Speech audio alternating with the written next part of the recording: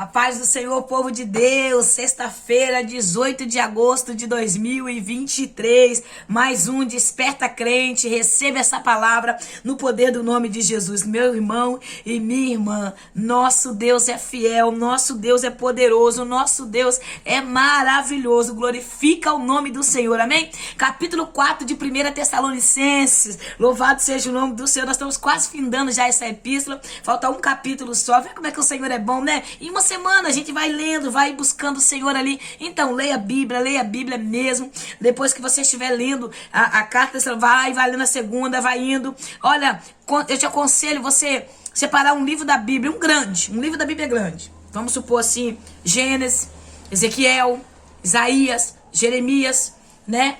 E você começa a ler 5 capítulos por dia. Tá? Mesmo que você esteja aqui no Novo Testamento lendo as epístolas comigo, você vai e faça isso também.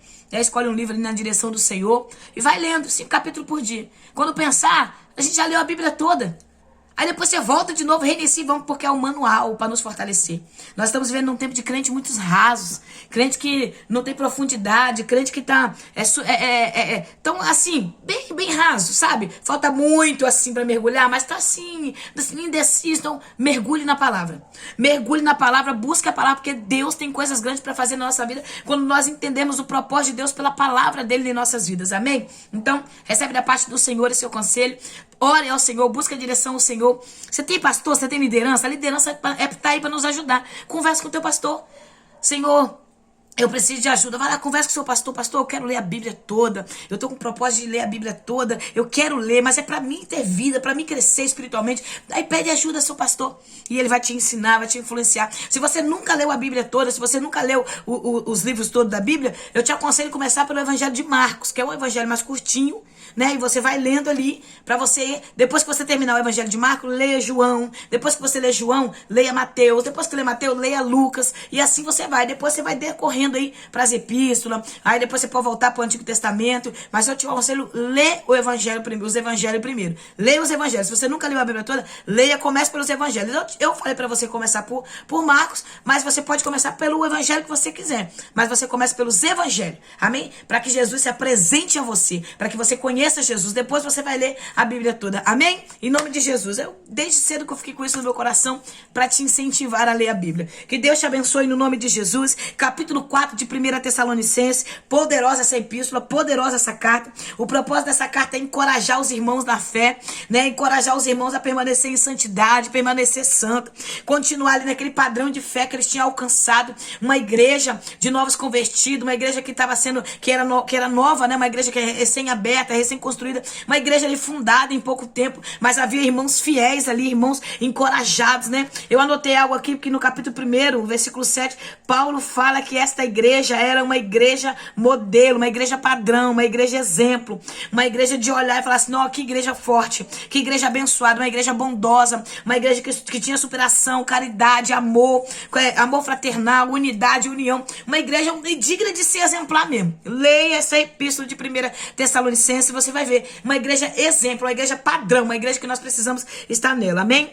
Só que no capítulo 4, Paulo vai começar a escrever uma advertência para os irmãos, porque dentro dessa igreja havia uns irmãos que estavam enfraquecendo na fé, e esses irmãos estavam retrocedendo para o engano do pecado, estavam retrocedendo para as práticas que eles viviam. Até então eles tinham saído do politeísmo, que é a adoração a vários deuses. Eles adoravam para mais de 25 deuses ali. Então eles saíram do politeísmo e foram para monoteísmo, adorar um só Deus, adorar o Criador, todas as coisas, o nosso Deus Todo-Poderoso. Então, havia infiltrado ali dentro daquela igreja muitas pessoas distorcendo a verdade, muitas pessoas que vinham com engano, não tem nada a ver você fazer isso, não tem nada a ver fazer aquilo. E alguns irmãos, novos convertidos, fracos na fé, estavam retrocedendo, e alguns estavam voltando atrás. E havia também dentro dessa igreja, nesse capítulo 4, nós vamos tratar sobre isso, algumas pessoas que estavam enlutadas, estavam passando por uns processos difíceis de perda, e não estavam entendendo o propósito. Então, nesse capítulo 4, nós vamos ver vivendo a adoração, vivendo pela palavra, vivendo uma vida cristã. Ele vai tratar também sobre porneia. Porneia é pornografia. Porneia é prostituição, traduzido no grego. E ele vai falar sobre isso. Por quê? Esse povo vivia em uma prostituição muito grande. Até então, os gregos, eles acreditavam na cultura deles que a pessoa tem que entregar o corpo aquilo que o corpo quer, os desejos, né? Os desejos falavam mais alto. Então eles viviam numa prostituição muito grande, um nível de prostituição muito grande. Então pensa aí, era um verdadeiro bacanal, poder fazer tudo, aquela misturada toda, era prostituição mesmo. Então alguns deles estavam vivendo essa prostituição e achando que eles estavam no caminho certo. Alguns deles estavam tendo relacionamentos sexuais homoafetivos, estavam tendo relacionamentos sexuais um com o outro, aquela bagunça, sabe? Aquele sexo desenfreado, um tal do amor livre que eles estavam vivendo. E Paulo começa a escrever nesse capítulo 4. Eu vou ler aqui 2 versículos. Eu vou deixar pra gente orar no final, pra poder ganhar um pouquinho de tempo, porque essa carta tem muito assunto, né? Mesmo que eu não consiga entrar em todos os contextos, eu vou deixar pra gente estar orando no finalzinho, pra gente encerrar, tá bom? Porque como eu falei com vocês, eu já entro pra gravar o vídeo já em oração. Versículo 3. A vontade de Deus é esta: a vossa santificação, por isso afastai-vos da imoralidade sexual. Paulo está dizendo, a vontade de Deus é que vocês sejam santos e irrepreensíveis. A vontade de Deus é que vocês andem em santidade. Então afastai-vos, aleluia, afastai-vos da imoralidade sexual. Paulo está dizendo, afastai-vos da prostituição, do sexo desenfreado, do sexo fora do casamento. Irmãos, todo sexo fora do casamento é adultério, é pecado. Não é certo uma pessoa, um namorado ter relacionamento sexual com a namorada antes do casamento, noivo ter relação sexual antes do casamento. Hoje nós estamos vivendo essa profanação, essa prostituição desenfreada. Olha só, mesmo quando você não conhece Jesus, que você está praticando lá no mundo, você está fazendo o seu erro, sem saber a verdade. Mas quando você vem para Jesus, conhece a verdade, sabe que sexo fora do casamento é pecado e pratica, você está fazendo um pecado consciente, você está pecando conscientemente. É por isso que nós estamos vivendo esse tempo que nós estamos vivendo de Sodoma e Gomorra, esse sodomismo que nós vivemos nos dias de hoje, aonde o povo libera geral mesmo, fazer tudo, e depois querem matar bebês no ventre, depois querem aconselhar as pessoas de ver o sexo que quiser, sexo com animal, sexo com gente, homem com homem, mulher com mulher. Essa bagunça que nós estamos vivendo nos dias de hoje é porque da falta de respeito e da reverência ao divino, ao santo. É isso que nós estamos vivendo, esse adultério, pessoas que vivem em prostituição, mulheres que traem seu marido que trai suas mulheres. Mas aqui o negócio ainda era pior um pouco ainda, apesar que não tá diferente de hoje, que hoje o negócio tá feio. Aqui eles queriam praticar, mas dentro da igreja, e hoje tá diferente. Não, tem pessoas querendo viver essa vida promíscua de pecado dentro da casa de Deus. Então Paulo fala, afastai-vos, saia de perto, não queira contato, não assente à mesa com eles, não fique com eles, se afasta de pessoas que têm esse pensamento maligno, que acha que é certo viver essa vida promíscua de imoralidade sexual. No grego significa porneia está dizendo que é o quê? A imoralidade sexual, manter um corpo santo, irmão, manter um corpo limpo. Hoje nós estamos vivendo esse tempo onde jovens dentro da casa do Senhor vivem uma vida promíscua de sexo liberado, livre, tendo relações sexuais um com o outro. Muitos deles tocam na igreja, cantam na igreja, muitos deles sobem no altar para pregar. Assim também que além dos jovens, ainda tem homens já de idade, mulheres de idade, que foram chamados para ser diferentes, mas vivem na vida promíscua, vivem na prostituição, na fornicação na casa do Senhor. E muitos deles ocupam até o altar, são fornicadores que estão sentados no altar, e a Bíblia está condenando tudo isso. Só que hoje nós estamos vivendo num tempo, se a igreja era perseguida lá atrás pela santidade, hoje nós estamos sendo perseguidos por querer viver a verdade e querer a santidade em nós, querem impedir da gente ter uma vida santa, uma vida diferenciada do mundo que jaz do maligno. É isso que o Senhor está nos chamando a atenção, para que nós olhamos para a verdade, para o querer dele. Nós estamos vivendo numa decadência moral, espiritual, nós estamos vivendo numa sociedade caída, numa sociedade laica, que é misturado. Então nós precisamos entender, irmãos, que a igreja de Jesus é separada. A igreja de Jesus, ela não vive a promiscuidade dessa terra, mas vive o querer e o efetuar do nosso Deus. Então, em nome de Jesus, apartai-vos das paixões, dos desejos sem controle. Versículo 5, ele fala, não seja dominado pelas paixões e os desejos sem controle. Ele está dizendo, tenha controle sobre o teu corpo, tenha controle sobre você. Eu sou casada, né? Eu tenho meu esposo, e só porque eu tenho um desejo, vamos supor, para outra pessoa, eu não vou controlar, eu vou querer. Não, você precisa ter uma vida de controle. Você tem seu esposo, viva para ele, porque você tem o que Deus já te entregou. Mas tem pessoas que é assim, é insatisfeito com tudo, mesmo que Deus dá, ele quer do outro, e assim vai. E Paulo está dizendo, tenha controle emocional. Ah, meu Deus do céu, é muita coisa, irmãos. Tem hora que eu paro para pensar como pode uma pessoa dizer que ama Deus e praticar essas coisas malignas no mundo, viver uma vida promíscua, uma vida longe da verdade, e dizem ainda servir a Deus. É algo muito sério. Como pode uma pessoa que está praticando lesbianismo sair da cama do lesbianismo e subir no altar santo do Senhor? Como pode um homem que está praticando o homossexualismo sair da cama do homossexualismo e subir no altar do Senhor e não ter peso na consciência? É um tempo de cauterização da mente. É um tempo onde nós nunca vivemos um tempo tão terrível como esse. É um tempo que nós precisamos olhar para o Senhor. Então viva em santidade. Viva para o seu cônjuge. Viva para seu marido. Viva para a sua esposa. Viva um com o outro unidos. Versículo 4. Cada um de vós saiba viver com o seu próprio corpo. Aleluia, para o seu cônjuge. Em santidade e honra. Não é porque você é casado que você pode viver uma vida profana, uma vida de prostituição, não. Você tem que viver uma vida em honra com seu marido. Porque até o sexo do crente é honrado por Deus. Porque Deus criou o sexo para casamento. Deus criou o sexo para o homem e para a mulher. Casados, unidos. Não para que eu fique com hoje, outra amanhã, outra depois. Como vive hoje esse sexo livre e desenfreado que muitos vivem. Mas hoje nós não falamos muito sobre isso. Sabe por que está acontecendo tudo isso? Porque a igreja negligenciou esses assuntos, essas conversas. É porque tem que ser falado. Está na Bíblia, tem que ser falado. Está na Bíblia, tem que ser pregado. Tem que ser pregado e tem que ser falado. E nós não podemos negligenciar. Sexo é no casamento, santo e honrado por Deus. Amém? É um assunto que não dá pra gente entrar muito, que é um assunto banal, que vai entrar em muitas coisas, né? E vai discorrer. Mas então, eu só entrei um pouco aqui para que a gente entenda um pouco. Aí o versículo 5 diz assim, ó: não dominados pelas paixões e desejos sem controles, a semelhança dos pagãos que não conhecem a Deus. É isso que Paulo está dizendo. A Bíblia não foi escrita para os pagãos, para os não crentes. A Bíblia não foi escrita para a igreja. A palavra de Deus foi escrita para mim que acredito nela. A palavra de Deus foi escrita para mim que vivo ela. Não é para quem está lá no mundo, vivendo uma vida promíscua, vivendo a vida no pecado e criticando a Bíblia, não. Não, é para mim. Eu preciso me analisar e olhar se eu estou pautado dentro dessa palavra, se eu vivo o que está aqui.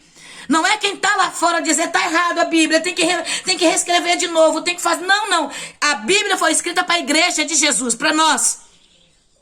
E não foi para o mundo. Então nós precisamos entender isso. Então Paulo está dizendo, não viva como os pagãos. Não viva como as pessoas vivem lá no mundo, fazendo as suas práticas libertinas, fazendo a sua vida corrupta lá, vivendo no pecado, desenfreado, sem controle no corpo, sem controle de desejo. Não, vocês não são pagãos, vocês não são mundanos. Vocês são servos de Cristo. Vocês são pequenos Cristo na terra, crentes em Cristo Jesus. Entendeu? Nós temos que ter esse controle. E eu te afirmo que na palavra de Deus nos ensina que nós temos que ter controle. Provérbio 16, versículo 32. É melhor o guerreiro dominar suas emoções do que ganhar toda uma cidade. É melhor você ter controle emocional, controle nos seus desejos, controle nas suas emoções, do que você estar aí sendo conhecido em tudo quanto é lugar, mas desconhecido no céu. Então tenha controle emocional sobre a sua vida. Amém? Louvado seja Deus. Quanto a esses assuntos, ninguém o seduza ou tire proveito do seu irmão, porquanto o Senhor castigará todas essas práticas, como já vos advertimos com toda certeza. Ele está dizendo, vai ter julgamento para aqueles que vivem na prática do pecado. Então não se preocupe, não seja seduzido pelo pecado, não seja seduzido pelo engano deste mundo, não seja seduzido pelas lideranças de falsos crentes, de falsos mestres, de falsos pastores, de falsas religiões pagãs, mística, mentirosas, que distorcem a verdade e diz o povo, fica como está, venha como está e fica como está. Não, o Senhor quer uma metanoia, o Senhor quer uma renúncia. Eu era cachaceira, eu era mulher que fumava 3 maços de cigarro por dia, vivi práticas terrível lá fora, comecei a ter uma vida promíscua com 14 anos de idade, mas quando eu conheci Jesus com 32 anos, tem que ter uma mudança na vida, uma renovação na mente, uma regeneração, uma transformação no caráter. Não tem como conhecer Jesus e continuar da mesma forma. Quando o Senhor encontra Jacó no capítulo 32 de Gênesis, ele muda o nome de Jacó de enganador para Israel. Por que ele muda para Israel? Porque Israel significa caminhar, andar com Deus e vencer batalha. Crente que anda com o Senhor vence a batalha da carne, vence a batalha na mente, vence a batalha dos desejos do corpo. Crente que anda com Deus é guerreiro guerreiro aprovado por ele e vence as batalhas da carne. Recebe no nome de Jesus toda batalha na tua mente, toda batalha na tua carne. Agora, no poder do nome de Jesus, eu creio, já caiu por terra e Deus te dá força nesta caminhada para a glória de Deus. Amém? Padrão de fé, perseverança. Padrão de fé, coragem. Padrão de fé, fidelidade. Padrão de fé, confiança em Cristo Jesus. Então tem uma fé padrão, uma fé que ativa, uma fé que cria, uma fé que gera, uma fé viva, não uma fé morta. Amém? Que Deus te fortaleça nesse momento no nome de Jesus. Aí Paulo vai continuar escrevendo no versículo 7. Pois Deus não nos convocou para a impureza. Deus não nos convocou para a impureza, para viver impuros, para viver numa vida de pecado, para viver numa vida impura, uma vida promíscua, não. Mas Ele nos criou para quê? Para viver uma vida em santidade. Acabou, irmãos. Sem santidade ninguém vai ver a Deus, não adianta. Pode tentar distorcer a palavra como quiser. A igreja de Jesus Cristo é santa. A igreja de Jesus é imaculada. O Senhor me criou para ter uma vida de santidade com Ele. O versículo 7 está dizendo, mas sim para a santificação. É uma vida de santificação. E não adianta querer arrumar desculpa pro teu pecado, pra tua vida promíscua, pra tua vida errante. Não adianta querer fazer debate, fazer podcast pra debater. Não, mas não é assim, não é assim. Não, eu vou pra Bíblia. Tá na Bíblia, é o que Deus está dizendo. Tá na Bíblia, é o que Deus está falando. Não adianta. Quer viver sua vida promíscua, prostituta, enganosa, viver uma vida de pecado? Viva! Você tem a liberdade de você fazer o que quiser, mas não use a prostituição do mundo pra distorcer a verdade da palavra de Deus. Eu faço o que eu quero, tudo me é lícito, mas nem tudo me convém. Então eu escolho, eu posso viver como eu quiser, mas eu escolho viver uma vida de santidade, entendeu? Você pode fazer o que você quiser, mas é você que escolhe uma vida de santidade em Cristo Jesus. Que Deus te abençoe no nome de Jesus e abra a tua visão para a glória de Deus. Portanto, aquele que rejeita essas orientações, olha o que Paulo fala no versículo 8 do capítulo 4 de 1 Tessalonicenses. Porquanto, aquele que rejeita essas orientações, presta atenção, aquele que rejeita essas orientações não está rejeitando orientações de homens. Não está rejeitando a orientação de homens, não. Mas a Deus, aleluia, que vos ortogou o seu Espírito Santo. Ele está dizendo, quando você rejeita esta palavra, você não está rejeitando a missionária Odete que está aqui falando para você as verdades que está aqui nessa Bíblia, não. Você não rejeita minhas palavras, você rejeita a Deus. Quando você rejeita acreditar no que está sendo pregado, no que está sendo ministrado, ensinado pela Bíblia, você está rejeitando o próprio Deus, porque essas palavras foram ortogadas, confiadas ao homem pelo Espírito de Deus. Eu estou sentado aqui, não foi porque é achismo, eu não vim ser pregadora da palavra de Deus porque eu achei que eu deveria ser e acho que sou boa nisso, não. Eu fui chamada pelo próprio Deus, e quando você rejeita a palavra de Deus que sai da minha boca, através dessa palavra aqui, você está rejeitando a Deus, e Deus julgará cada um segundo as suas obras. Eis que na minha mão está o galardão, e darei para cada um segundo as suas obras. Se você está rejeitando a verdade, se você está rejeitando a palavra, você está rejeitando a Deus. Para de arrumar desculpa. Eu não vou na igreja porque aquela irmã me perseguiu, eu não vou lá porque aquele pastor brinca, eu não vou lá. Para de jogar desculpa para o outro. Comece a assumir as suas responsabilidades. Se você está rejeitando as orientações da palavra de Deus, você está rejeitando o próprio Deus. É isso que nós precisamos entender. Se eu sair da igreja que eu congrego hoje porque eu ver algum defeito nela, eu vou para outra igreja, lá também eu verei outro defeito, porque a igreja é feita de pessoas que não são perfeitas, pessoas que estão buscando santidade. E todo lugar que você for, você vai ver um pastor ladrão, prostituto, mentiroso, enganador, uma missionária enganadora, mentirosa, prostituta, fofoqueira. Todo lugar que você for vai ter fofoqueiro, contendeiro, caluniador, pessoas que não têm propósito. Quem não tem propósito vive contendendo. Pessoas que não têm expectativa de vida, de algo melhor, ele vai viver tentando parar aquele que tem propósito, tá entendendo? Então você está procurando perfeição no lugar errado. Agora procura a perfeição em Jesus, que você vai ver perfeito, perfeito. Eis que como ovelha muda foi levada ao matadouro, e ele não abriu a boca. O Senhor não murmurou quando ele entregou a própria vida por amor a você. Então olha para Jesus, olhe para a cruz, olhe para ele e tu serás salvo. Olha para ele e resplanderá a glória dele sobre você, amém? Então não busque perfeição em homens, mas busque perfeição em você. Quando eu começo a ver demais algo em alguém, eu começo a olhar para mim, eu começo a buscar em mim a perfeição. Então não passe a sua responsabilidade para outros. Você não quer a orientação da palavra, você não quer viver a palavra, você não quer viver com Jesus, você não quer aceitar Jesus, então seja honesto, ao menos com você mesmo, seja honesto. Eu não quero Deus, eu não quero viver para Deus, eu não quero Deus na minha vida. Seja honesto. E faça assim. Agora, se não, você diga: eu quero Jesus na minha vida, e eu quero o Senhor na minha casa, eu quero o Senhor no meu negócio, eu quero o Senhor no meu projeto, eu quero o Senhor na minha família, eu quero o Senhor no meu trabalho, eu quero o Senhor na minha vida. Eu entrego o controle da minha vida nas tuas mãos, Jesus. Aleluia. Não rejeita, irmã. Não rejeita o que Deus tem para sua vida. Amém? Não rejeita. Porque Deus, Ele é maravilhoso. A orientação de Deus para nossas vidas é vivermos o melhor dele. Então aceita a liderança do seu pastor, aceita a liderança dos seus líderes, aceita. Se tem Bíblia, se está na palavra, aceita. Amém? Vamos lá. Eu fico muito tempo num contexto só e acaba que eu não dou conta de terminar o capítulo. É o que é muito bom, irmãos. Vai falando, a gente vai vendo, Jesus vai falando, assim, é muito gostoso. Deus é bom, amém? Ó, o cristão deve agir em amor. Paulo vai dizer, ó, não há necessidade que eu escreva para vocês falar sobre amor. Por que Paulo fala isso? Peraí, irmãos. Por que Paulo fala isso? Paulo fala isso porque essa igreja já vivia em amor.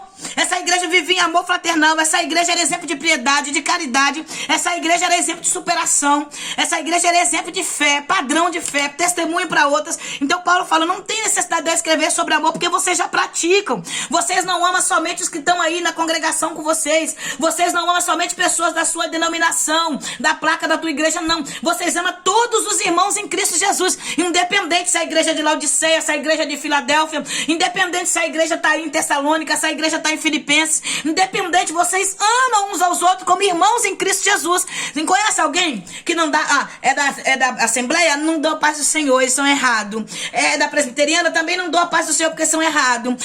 É de lá da Igreja Batista, também não dou a paz do Senhor. Irmãos, é isso que Paulo está dizendo, amai um aos outros. Se o Deus que eu prego aqui para vocês é o mesmo Deus que prega no altar da tua igreja, por que eu não sou sua irmã em Cristo? Se o nosso Deus e Pai é um só, então nós precisamos entender a unidade da igreja, a união da igreja. É necessário nós entregarmos ao Senhor, porque a união faz a força da igreja. Amém? Então repreenda isso. Não falo com o irmão. Não falo, para com isso. Isso é crente que não é crente. Isso aí é simplesmente alguém que se convenceu que acredita em Jesus. Agora o verdadeiro cristão, ele abraça o seu irmão, independente dele estar de calça, dele estar de short, dele estar de camiseta, dele estar de vestido, dele estar de blusa ou não. Abraça o irmão. Se é irmão, é irmão. Amém? O maior sinal da volta de Jesus é essa apostasia que nós vivemos. Vou ter que encerrar aqui, vou dar continuidade em outro vídeo, tá bom? Porque não vai dar pra terminar, já passou alguns minutos e senão vai ficar muito estendido, muito longo. E eu já vou aqui encerrar esse vídeo e vou dar continuidade gravando outro no nome de Jesus. Deus abençoe a sua vida, que a paz do Eterno te alcance, que a paz do nosso Senhor Jesus Cristo possa alcançar você poderosamente, possa abrir a tua visão espiritual e que você possa repreender todo espírito de prostituição, porque a pornografia, ela está viva, muito viva hoje na vida de muito cristão. Tem muitos homens praticando a pornografia, praticando a masturbação dentro da igreja, praticando coisas ilícitas. Muitos homens que esqueceram da salvação e estão deixando os desejos da carne ser maior. Há pessoas que estão até no altar, sentado como líderes e vivem praticando a pornografia. Então cuidado, vigia, a sua salvação ela é individual. Da sua salvação é você que vai buscar por ela. O céu é real, o arrebatamento é real, independente dos incrédulos. Nós que somos igreja acreditamos nisso. Se você pecou